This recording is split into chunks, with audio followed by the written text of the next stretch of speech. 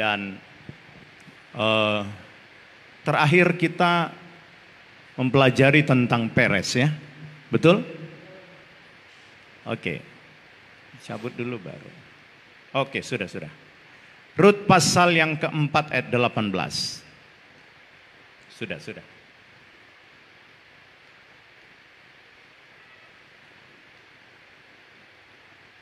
Rut pasal yang keempat ayat 18. Mari kita sama-sama membaca. Saya bingung juga saudara ya, di tengah kosong. Pada memilih di belakang. Kalau saudara mungkin terlalu kecil, tulisannya boleh agak maju di bagian tengah. Mari kita sama-sama bangkit berdiri, kita baca dulu pembacaan ayat yang pertama ini. 1, 2, iya. Inilah keturunan Peres. Peres memperanakkan Hesron. Hesron memperanakkan Ram. Ram memperanakkan Aminadab. Aminadab memperanakkan Nahason. Nahason memperanakkan Salmon. Salmon memperanakkan Boas. Boas memperanakkan Obed. Obed memperanakkan Isai dan Isai memperanakkan Daud. Silakan duduk, Tuhan Yesus memberkati. Saudara, saya katakan kembali bahwa tidak semua yang dicatat detail tentang nama-nama silsilah Yesus. Ketika kita belajar tentang Peres, lalu Peres ini memperanakkan Hesron. Hesron ini tidak dicatat detail, kemudian Ram tidak dicatat detail, Aminadab juga cuma disampaikan tentang mereka menjadi panglima, pemimpin. Aminadab lalu memperanakkan Nahason, Nahason memperanakkan Salmon, juga begitu. Cuman dikutip nama mereka menjadi pemimpin, puak-puak, panji-panji begitu ya.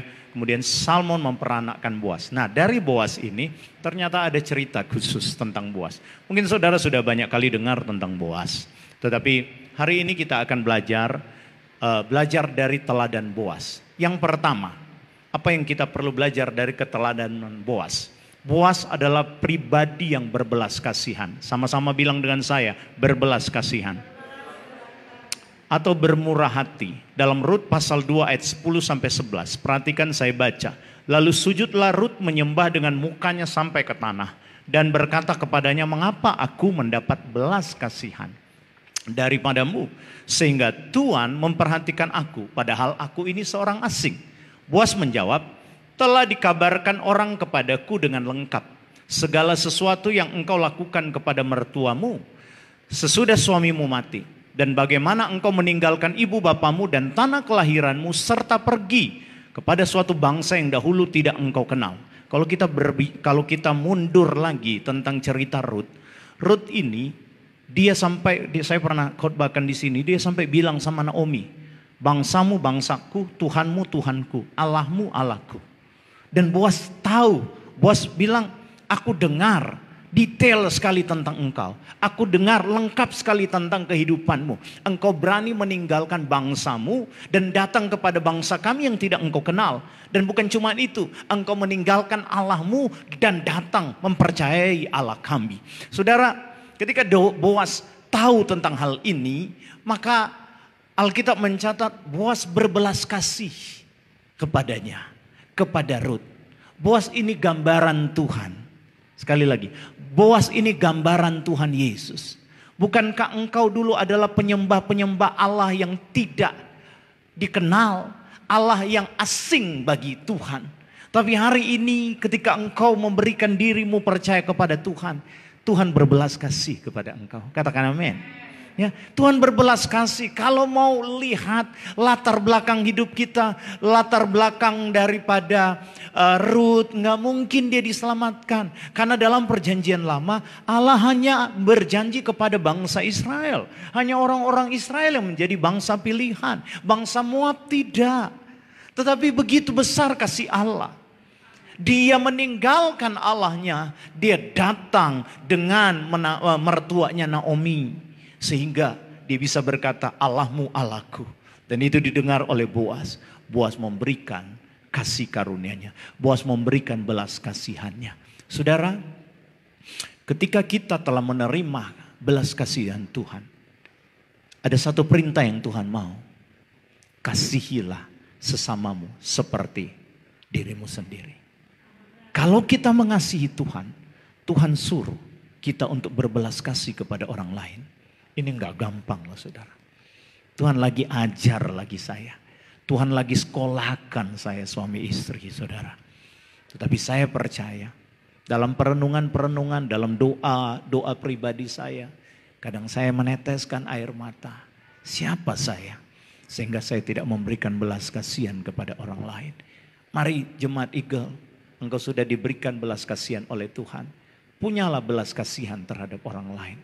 Belas kasihan dalam Ibrani dipakai kalimat chen, ya, dipakai kata chen, ya. Jadi belas kasihan ini, ya, dalam bahasa Ibrani pakai kalimat ini loh, chen. Artinya itu murah hati. Katakan bersama, murah hati. Dan Yesus bilang begini, berbahagialah orang yang, Matius 5 ayat 7, yuk baca kuat-kuat, 1, 2, ya. Berbahagialah orang yang murah hatinya, karena mereka akan beroleh. Kalau kita balik, orang yang tidak murah hati akan beroleh kemurahan enggak? Tidak.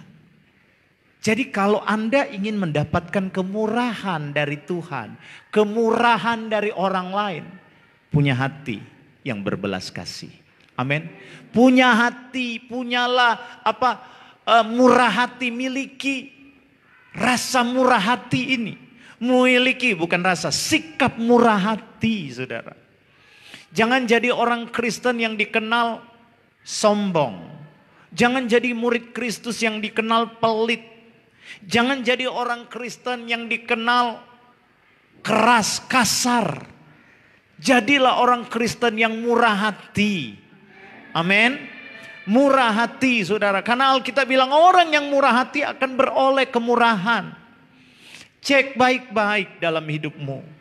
Engkau gak pernah dapat kemurahan, kenapa? Mungkin karena engkau gak murah hati. Betul? Cek baik-baik, kita koreksi diri kita. Saya mulai koreksi diri saya. Tuhan, hidup ini hanya sekejap loh, saudara. Ya, Bintan jadi zona merah. Saya baca di berita Indonesia masuk negara A+. A+ tidak boleh, ditolak. WHO telah mengumumkan, PBB telah mengumumkan Indonesia masuk golongan negara A+. Ditolak, kalau masuk luar negeri nggak diterima. Sejajar dengan India, Pakistan, dan Brazil kalau saya nggak salah. Saudara, karena membludaknya orang-orang yang terkena COVID, saudara. Kita penuh dengan ketakutan hari-hari ini. Orang manusia penuh dengan ketakutan. Dan Alkitab bilang hari terakhir orang itu akan mati ketakutan. Tapi kita bersyukur. Tadi dalam pujian kita Tuhan ingatkan jangan takut. Tuhan kasih damai sejahtera. Dan bukan cuma damai sejahtera, kita dengar firman. Dalam keadaan seperti ini tetap memiliki sikap bermurah hati. Amin. Supaya kita dapat kemurahan Allah. Orang yang akan melihat pertolongan Tuhan adalah orang yang memiliki sikap murah hati. Karena jelas Tuhan Yesus khotbah dalam Matius 5 ayat 7. Berbahagialah orang yang murah hatinya, karena mereka yang akan beroleh kemurahan. Tuhan akan memberikan kemurahannya kepada kita. Tapi ada syaratnya, Anda mesti memiliki sikap murah hati. Bilang kiri kanan, kamu harus punya sikap murah hati. Amin. Istri mesti murah hati kepada suami. Suami mesti murah hati kepada istri. Ya kan? Ada cerita katanya, istri akan senyum-senyum pada awal bulan karena suaminya murah hati kasih gaji sepenuhnya kepadanya. Tapi kalau sudah akhir bulan istrinya sudah meng-chow-chow karena sudah boloileo. Tidak. Apapun keadaan kita. Tadi Bu Gembala bilang mau ada uang, mau diberkati atau tidak, tetap memiliki kemurahan hati. Amin. Yang kedua, Boas itu seorang pribadi yang berkomitmen penuh. Perhatikan Rut pasal 3 ayat 12-13. Saya buktikan saudara. Maka sekarang, Rut pasal 3 ayat 12-13. Maka sekarang, memang aku seorang kaum yang wajib menebus. Tetapi walaupun demikian masih ada lagi seorang penebus yang lebih dekat daripadaku. Saudara sudah tahu kan ceritanya. Suami daripada Rut kan meninggal. Mahlon dan Kilion itu kan anak Naomi. Salah satu suami daripada Rut. meninggal. Sehingga Naomi dengan Rut kembali lagi ke Bethlehem. Nah, peraturan orang Israel, kalau meninggal suami tanpa meninggalkan anak, maka sepupunya, keluarga dekatnya wajib mengambil jandanya, gitu loh. Ya kan? Nah, Boas ini bilang, aku siap menebus engkau Rut, tapi masih ada yang lebih dekat dari aku. Ada 2 orang ternyata yang sisa dalam keluarga Boas ini yang wajib menebus Rut. Makanya Boas bilang begini, tetapi walaupun demikian masih ada lagi seorang penebus yang lebih dekat daripadaku. Ayat 13 bilang, tinggallah di sini malam ini dan besok pagi jika ia mau menebus engkau, baiklah biar ia menebus engkau. Maksudnya orang yang selain Boas itu, kalau dia mau menebus Rut, silakan dia tebus. Tetapi Boas bilang begini, jika ia tidak suka menebus engkau, yang merah ini yuk kita baca. 2, 3. Maka akulah yang akan menebus engkau. Ini orang yang punya komitmen loh saudara. Dia punya komitmen tinggi. Demi Tuhan yang hidup berbaring sajalah tidur sampai pagi. Boas ini punya komitmen yang penuh. Komitmen yang tinggi. Saudara, dibutuhkan orang-orang Kristen hari-hari ini penuh komitmennya kepada Tuhan. Amin. Dibutuhkan orang Kristen hari-hari ini enggak Kristen biasa-biasa. Dibutuhkan orang percaya hari-hari ini, orang yang memiliki komitmen yang penuh. Komitmen yang penuh dalam pelayanan. Meskipun hujan, meskipun rusak motor, ya kan Widya? Rusak motor di 16, dia berusaha datang. Orang yang punya komitmen penuh sangat-sangat dihargai oleh Tuhan. Amin. Orang yang komitmen penuh, saudara, meskipun badannya kurang fit, saudara, dia akan terus menyembah Tuhan, melayani Tuhan. Dalam keadaan apapun, orang yang punya komitmen penuh tidak tergoyahkan oleh kondisi. Amin. Gak akan tergoyahkan oleh kondisi. Saya mau sampaikan kepada Bapak Ibu Saudara, jadilah murid Kristus yang punya komitmen penuh. Karena gereja akhir zaman, banyak gereja yang tidak lagi berkomitmen penuh. Kalau saya bilang gereja itu manusianya ya, orangnya, bukan gedungnya. Gereja akhir zaman, Alkitab bilang hari terakhir kasih akan semakin tawar. Artinya komitmen orang terhadap Tuhan akan semakin tawar. Tapi gereja, jemaat Eagle dengan kasih Kristus, Bapak Gembala mau sampaikan, saya mengasihi Anda, saya mengasihi engkau. Setiap hari saya berdoa untuk engkau. Jadilah murid Kristus yang punya komitmen penuh kepada Tuhan. Apapun keadaannya. Meskipun pandemi ini belum selesai, pegang komitmen, aku mencintai Tuhan, aku mengasihi Tuhan. Anak-anak muda, dari masa mudamu berkomitmen penuh kepada Tuhan. Amin. Saudara, orang yang berkomitmen penuh, saya catat begini. Orang yang berkomitmen penuh adalah orang yang bertanggung jawab dalam menyelesaikan setiap persoalan. Sekali lagi, orang yang berkomitmen penuh adalah orang yang bertanggung jawab dalam menyelesaikan persoalan. Perhatikan ayat 18, Rut pasal 3. Lalu kata mertuanya, setelah dia berjumpa, Rut berjumpa dengan Boas. Lalu Boas bilang, tadi aku akan menebus, tapi tunggu dulu, ada yang lebih dekat. Lu mau lihat dia tebus engkau enggak? Kalau dia enggak tebus, aku yang akan tebus. Lalu Rut pulang kepada mertuanya Naomi. Ini perkataan Naomi. Lalu kata mertuanya itu, duduk sajalah menanti anakku, sampai engkau mengetahui bagaimana kesudahan perkara itu. Sebab, nah ini kalimat Naomi tentang Boas loh. Sebab orang itu tidak akan berhenti. Wow, ini kalimat luar biasa. Naomi bilang Boas itu tidak akan berhenti sebelum diselesaikannya perkara itu pada hari ini juga. Katakan amin. Saya simpulkan, Boas seorang pribadi yang bukan hanya berkomitmen penuh, tapi Boas seorang pribadi yang bertanggung jawab menyelesaikan setiap persoalan. Jangan jadi orang Kristen yang tidak bertanggung jawab menyelesaikan persoalan. Saya pinjam lagi Pak Asun ya. Dulu sempat Pak Asun bilang sama saya, Pak Gem, saya mau pindah saja, mau pergi ke Palembang saja. Dengan lain kata mau lari saja, karena masalahnya selesai, karena masalahnya terlalu berat. Saya ingat betul, saya nasihati Pak Asun. Kau lari dari persoalan, kau akan jumpa persoalan yang lebih besar di sana. Tapi puji Tuhan hari ini tetap bertahan. Dengan tepuk tangan yang meriah untuk Tuhan. Orang yang berkomitmen, saudara. Orang yang akan bertanggung jawab menyelesaikan persoalan.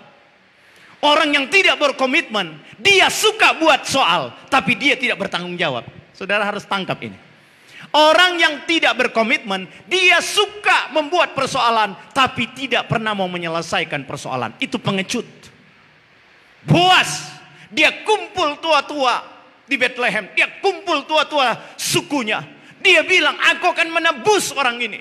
Kalian jadi saksi. Hari ini kalau sepupuku, kalau saudaraku yang satu itu tidak menebus dia, aku yang akan menebus. Segala harta kekayaan Kilion, Eliezer, Mahlon, Kilion, aku akan ambil. Aku tebus. Dan Naomi pegang itu. Naomi tahu persis sikap daripada Boas. Tenang aja nak. Dia tidak akan berhenti sebelum dia selesaikan perkara itu hari ini juga. Ini orang luar biasa, saudara. Dia tidak diam. Dia mau menyelesaikan persoalan. Jadilah orang Kristen yang menyelesaikan persoalan. Jangan cuma jadi orang Kristen yang komitmen, Tuhan aku cinta engkau, tapi ada persoalan lari. Selesaikan. Kalau punya utang, selesaikan. Amin. Kalau punya masalah, selesaikan. Saya beberapa kali ada gesekan, saya selesaikan. Tapi orang tidak mau selesai. Itu bukan urusan saya. Bagi saya cukup sudah datang, minta maaf, clear. Tapi kalau orang masih jual, itu urusan dia, bukan urusan saya. Amin. Yang penting kita yang mau menyelesaikan. Kalau orang tidak mau menyelesaikan, biarin. Cukup kita diam. Kita ngomong sama Tuhan, Tuhan aku sudah selesai, aku ketemu dengan beliau. Tapi beliau tidak mau Tuhan menyelesaikan. Di depan dia bilang iya, tapi di belakang masih jual aku. Tuhan bilang diam. Diam aja. Diam bukan berarti nggak melakukan apa-apa. Tetap berdoa, berkati dia. Amin. Orang yang berkomitmen tinggi adalah orang yang akan menyelesaikan setiap persoalan. Yang terakhir, 3 poin saja pagi ini. Boas adalah pribadi yang rela berkorban. Sama-sama katakan rela berkorban. Rut pasal 4 ayat 9 sampai 10. Kita baca. Kemudian berkatalah Boas kepada para tua-tua dan kepada semua orang di situ. Kamulah pada hari ini menjadi saksi bahwa segala milik Elimelek dan segala milik Kilion dan Mahlon aku beli dari tangan Naomi. Juga Rut perempuan Moab itu, istri Mahlon, aku peroleh menjadi istriku. Untuk, perhatikan kalimat ini. Untuk apa? Menegakkan untuk menegakkan nama orang yang telah mati itu di atas milik pusakanya. Demikianlah nama orang itu tidak akan lenyap. Ini kan pengorbanan, saudara. Dia kawin dengan Rut, anaknya. Dia bukan disebut anak Boas. Ngerti ya? Memang Alkitab tulis nama dari Boas, tapi di keturunannya Israel yang tetap diangkat nama siapa? Kilion, Mahlon. Sampai di sini saudara ngerti? Saudara nikah sama dia. Tapi kalau nama orang saudara kita orang muslim kan pakai bin. Misalnya Abdullah bin Abun. Gitu, ya kan? Karena bapaknya Abun. Ini bapaknya Boas. Dia kan lahirin Obed nih. Rut kan lahirin Obed. Obed bin, bukan bin Boas, bin Mahlon. Kasarnya begini, saya pakai bahasa pabrik ya. Boas yang cetak, tapi bukan nama Boas, made in Boas, made in Mahlon. Berkorban kan saudara? Berkorban betul? Enggak gampang. Tapi saudara tahu, berkorban ini memang banyak hal yang harus dirugikan. Berkorban ini kadangkala kita harus korban perasaan loh. Berkorban ini kadangkala kita harus menangis. Saya hari Jumat bilang, manusia, seluruh makhluk hidup diciptakan oleh Tuhan punya 2 kemampuan, menyerang dan bertahan. Ular punya kemampuan untuk bertahan dan punya kemauan untuk menyerang. Burung apa itu? Burung hantu punya kemampuan untuk dia bertahan, dia lari, atau dia petok, dia menyerang. Manusia juga punya dua tangan, punya dua kaki, saudara. Diciptakan oleh Tuhan. Bisa bertahan, tapi bisa juga menyerang. Tapi masalahnya Tuhan bilang, pembalasan bukan hakmu, hakku. Itu yang gak enak. Ya kan? Anda disakiti, lalu kita gak boleh balas. Itu saya sebut berkorban. Gak enak, saudara. Siapa bilang berkorban enak? Angkat tangan. Nggak ada. Kita disakiti lalu nggak boleh balas, nggak enak. Tapi itulah namanya pengorbanan. Tapi saya bersyukur, saudara, belajar dari pribadi Boas. Dia berkorban loh, saudara. Saya katakan di awal, Boas gambaran Tuhan Yesus. Dia Allah, berkorban, rela jadi manusia loh. Mati di atas kayu salib. Alkitab pakai bahasa, dia tidak berdosa tapi dijadikan dosa. Jadi sama seperti manusia dan menjadi paling rendah. Seorang raja segala raja loh, saudara. Tapi dia berkorban untuk apa? Menyelamatkan engkau. Supaya Anda dan saya menjadi anak-anak ahli warisnya. Katakan amin. Itu pengorbanan gak enak. Pengorbanan gak enak. Boas dia berani berkorban untuk Ruth. Dari berkorban ini Tuhan ajarkan kita dalam khotbah Tuhan Yesus di Matius pasal 5. Orang yang rela berkorban adalah orang yang meletakkan kepentingan sorgawi di atas kepentingan pribadi atau duniawi. Katakan amin. Sekali lagi. Orang yang rela berkorban adalah orang yang meletakkan kepentingan sorgawi di atas kepentingan pribadi atau duniawi. Artinya begini. Kepentingan pribadi itu ngelawan ketika disakiti. Betul? Kepentingan dunia itu waktu engkau difitnah, engkau ngelawan, balas. Tapi kepentingan sorgawi tidak, diam. Makanya Yesus ajarkan dalam khotbahnya pasal 5 ini. Saya kadangkala kalau baca di Matius pasal 5 ini menangis loh. Nggak gampang loh, saudara. Mari kita baca pelan-pelan ya. Pelan-pelan karena agak cukup banyak. Matius pasal 5 ayat 39. Sama-sama dengan bersuara. 1, 2, iya. Tetapi aku berkata kepadamu, janganlah kamu melawan orang yang berbuat jahat kepadamu. Melainkan siapapun yang menampar pipi kananmu, berilah juga kepadanya pipi kirimu. Dan kepada orang yang hendak mengadukan engkau karena mengingini bajumu, serahkanlah juga jubahmu. Dan siapapun yang memaksa engkau berjalan sejauh 1 mil, berjalanlah bersama dia sejauh. Saya sudah pernah terangkan ya ini ya, tentang berjalan 1 mil, 2 mil. Masih ingat? Masih ingat? Masih ingat ya? Orang Yahudi dulu dijajah sama tentara Roma. Dan mereka itu kalau orang Roma beli beras atau gandum 1 karung. Nah, orang Roma bilang, orang Yahudi angkat ini barang. Dia boleh angkat cuman peraturan cuma 1 mil. Tuhan bilang begini, peraturan itu dia boleh angkat cuma 1 mil. Padahal rumah orang Roma ini 2 mil. Kalau dia paksa engkau berjalan 1 mil, berjalan dengan dia 2 mil. Luar biasa bukan? Saya sudah terangkan itu ya. Dan ini arti pengorbanan yang Tuhan bilang loh. Tuhan Yesus ajarkan, jangan kamu melawan orang yang berbuat jahat kepadamu. Duh saudara. Kadangkala pohon pisang itu bisa tumbang. Dulu waktu nggak bisa ngelawan saudara. Waktu saya masih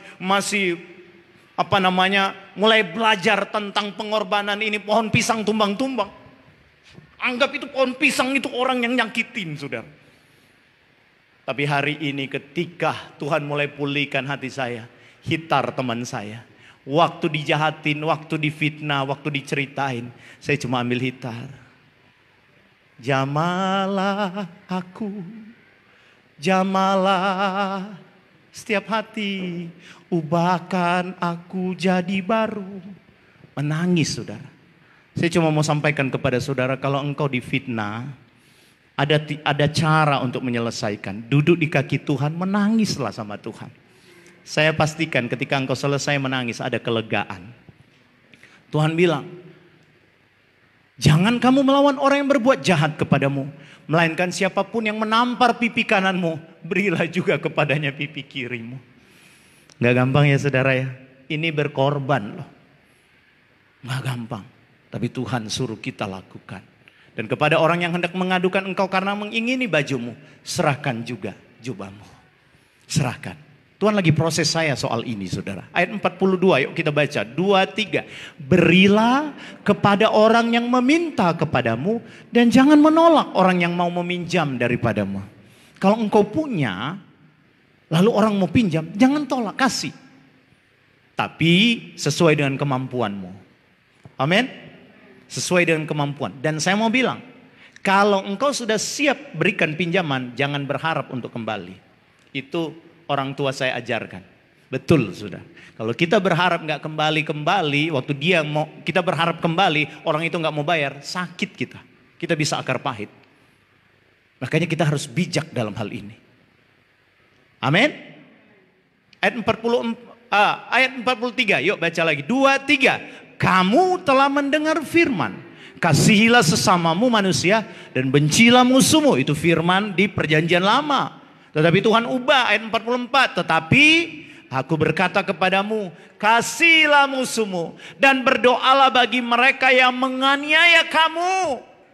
Gak gampang loh, saudara. Saya praktekin orang-orang yang membenci, orang-orang yang menjual, orang-orang yang memfitnah. Namanya saya sebutin. Kadang waktu mau nyebutin hatinya pedas, hatinya panas. Tapi sampai saya bisa menyebutin, bisa menangis berbelas kasihan, saudara. Lakukan ini, saudara.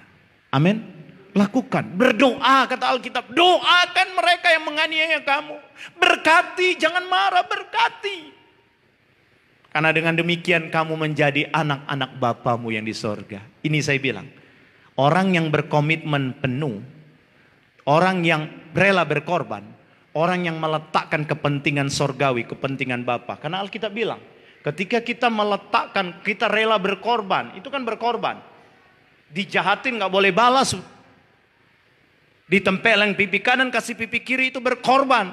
Tuhan bilang apa? Ayat 45, karena dengan demikianlah kamu menjadi anak-anak Bapamu yang... Ini kepentingan sorgawi, saudara.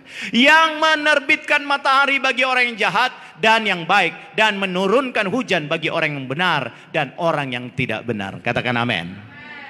Letakkan kepentingan sorgawi di atas kepentingan pribadimu. Maka kerajaan Allah akan turun. Kalau kerajaan Allah akan turun, siapa yang bisa tahan? Gak ada. Berkat itu akan tercurah. Dahsyat buat kita. Haleluya. Apabila kamu mengasihi orang yang mengasihi kamu, apakah upahmu? Bukankah pemungut cukai juga berbuat demikian? Ya kan? Orang yang membenci kamu justru disuruh kasihi. Kalau dia nggak mau mengasihi aku, Pak Gem, saya sudah datang kasih. Saya bilang tadi, diam. Nggak usah banyak ngomong, doain saja.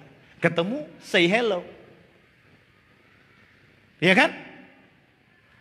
Dan apabila kamu hanya memberi salam kepada saudara-saudaramu saja, apakah lebihnya daripada perbuatan orang lain? Disuruh beri salam. Hormati dia, selamat pagi, shalom, apa kabar? Cukup, that's all. Buat orang-orang yang suka memfitnah kita. Begitu aja. Apakah lebihnya daripada perbuatan orang lain? Bukankah orang yang tidak mengenal Allah pun berbuat demikian? Karena itu haruslah, yuk ayat 48 baca sama-sama. 2, 3. Karena itu haruslah kamu sempurna sama seperti Bapamu yang di surga adalah. Tuhan tuntut engkau berkorban supaya apa? Sempurna sama seperti Bapa. Uji kalau engkau masih marah di fitnah, belum. Belajar sampai engkau nggak punya rasa. Saya sharing sama satu hamba Tuhan, dia bilang begini, kamu harus punya perasaan tidak lagi benci ketika dibenci. Kamu harus punya perasaan tidak lagi tersakiti ketika disakiti. Enggak gampang loh. Tapi kita harus memiliki itu. Amin.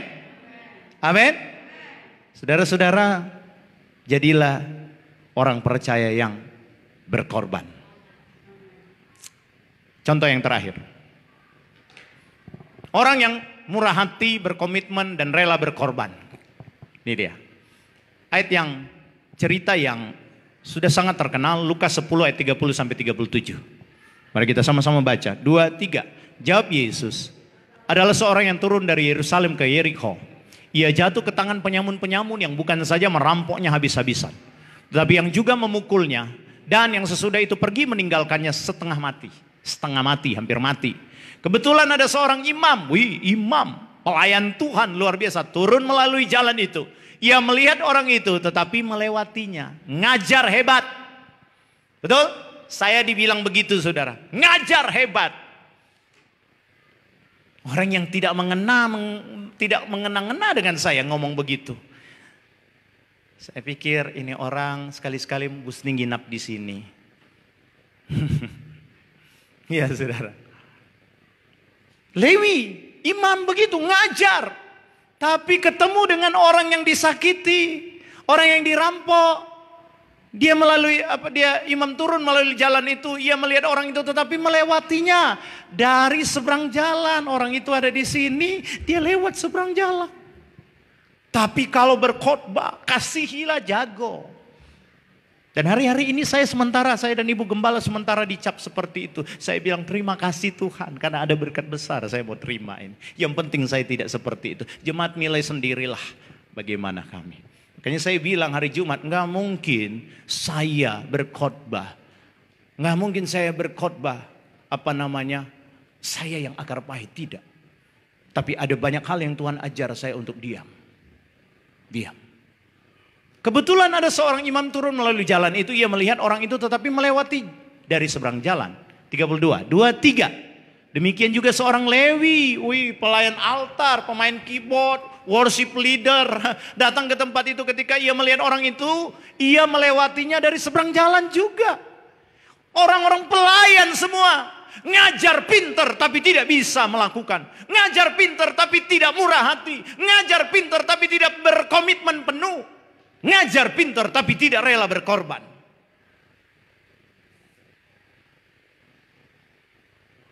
Tuhan tolong kita ya. Saya berkhotbah ini saya harus melakukan loh saudara. Ayat 33. Lalu datang seorang Samaria, perhatikan. Samaria ini orang berdosa menurut orang Israel. Orang Samaria ini orang-orang pelacur. Ada wanita Samaria itu kan? Wanita pelacur. Bagi mereka ini orang-orang yang status sosialnya nggak bagus begitu. Orang yang dikucilkan, orang berdosa. Tapi justru orang berdosa ini punya mentalitas berkorban, punya mentalitas murah hati itu saudara. Alkitab bilang seorang Samaria yang sedang dalam perjalanan ke tempat itu. Dan ketika ia melihat orang itu, tergeraklah hatinya oleh belas kasihan. Ia pergi kepadanya lalu membalut luka-lukanya. Saudara lihat. Yang pertama, dia tergerak hatinya oleh belas kasihan. Orang ini punya hati yang murah. Dia berbelas kasihan. Lalu membalut luka-lukanya. Sesudah itu dia mulai berkorban. Ya kan? Sesudah itu ia menyiraminya dengan minyak dan anggur. Kemudian apa? Kemudian ia menaikkan orang itu ke atas keledai tunggangannya sendiri. Lalu membawanya ke tempat penginapan dan merawatnya. Saudara lihat, kenal pun tidak. Bagi dia orang-orang Yahudi, orang-orang Israel ini musuh. Tapi lihat, justru dia mengasihi musuhnya. Betul? Dia rawat katanya, dia bawa ke penginapan, luka-lukanya dia balur dengan minyak, dia rawat, itu pengorbanan. Keesokan harinya, ia menyerahkan 2 dinar kepada pemilik penginapan itu. Katanya rawatlah dia dan jika kau belanjakan lebih dari ini, aku akan menggantinya waktu aku kembali. Ini komitmen. Amin. Komitmen. Saudara, saya mau simpulkan, kita tidak cukup hanya memiliki kemurahan hati, hanya memiliki belas kasihan. Tidak cukup hanya memiliki hati yang rela berkorban, tapi kita perlu berkomitmen penuh. Orang ini bilang, kalau aku datang, gak cukup, aku akan kembalikan, aku akan tambah lagi. Dia punya komitmen tinggi. Banyak orang murah hati, tapi gak punya komitmen di gereja lokal.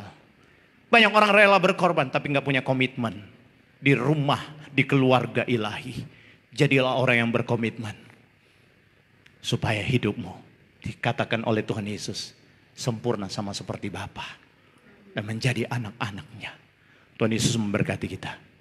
Para pemusik datang ke depan. Kita akan memuji Tuhan. Ayat yang terakhir.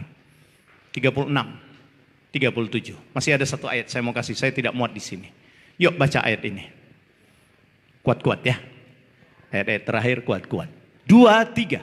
Siapakah di antara ketiga orang ini menurut pendapatmu adalah sesama manusia dari orang yang jatuh tangan penyamun itu? Jawab orang itu, orang yang telah menunjukkan belas kasihan kepadanya. Kata Yesus kepadanya, pergilah dan perbuatlah demikian. Artinya waktu engkau dengar tentang contoh orang Samaria yang murah hati, yang berkorban, yang berkomitmen, dengar firman ini, pergi, pulang nanti, jadilah orang yang seperti ini. Tuhan Yesus tolong kita. Amin. Mari para pemusik, tolong ditampilkan ayat, ada satu ayat. Saya mau tolong satu orang baca ayat terakhir. Mazmur 30